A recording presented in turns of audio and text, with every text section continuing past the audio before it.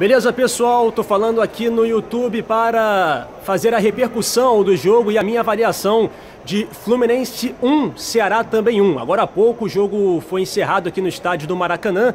Fluminense abriu o placar com Pedro e depois o tricolor tomou um empate no último lance do primeiro tempo com um belo gol de bicicleta de Thiago Alves, jogador da equipe do Ceará. O Fluminense criou bastante.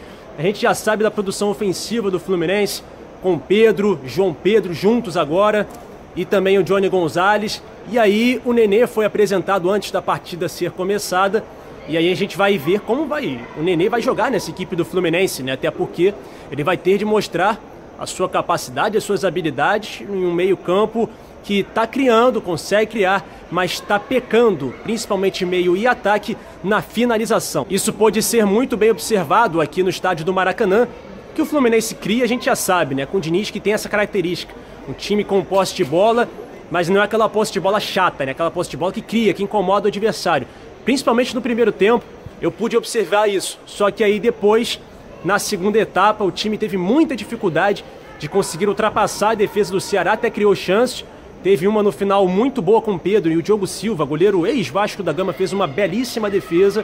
E o Fluminense lamenta esse empate no momento em que parte dos refletores estão sendo apagados aqui no estádio do Maracanã. E a situação do Fluminense é essa. Agora vai ter de enfrentar o Vasco da Gama na próxima rodada do Campeonato Brasileiro lá em São Januário, às 11 horas da manhã.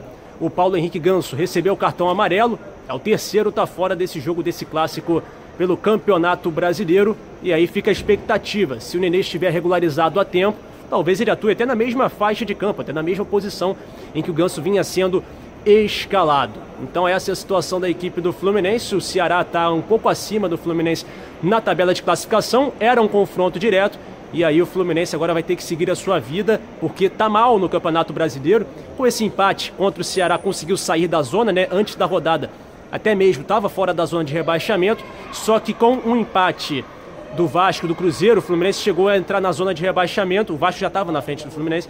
E aí, enfim, na verdade é derrota, né? O Vasco perdeu para a equipe do Grêmio em Porto Alegre. E o empate da equipe do Cruzeiro contra o Botafogo, esse empate do Cruzeiro colocou o time celeste à frente do Fluminense. E aí o tricolor entrou na zona. E aí com esse empate o Fluminense volta a ficar fora da zona de rebaixamento. E por incrível que pareça, mesmo empatando em casa contra o Ceará, o Fluminense subiu uma tabela na classificação do Campeonato Brasileiro com a derrota do Vasco para a equipe do Grêmio em Porto Alegre. Tá certo, galera? Deixando para vocês aqui um abraço.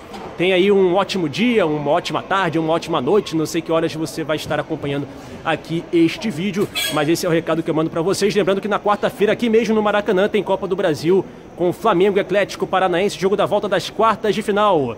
Valeu, galera. Abraço. Fui!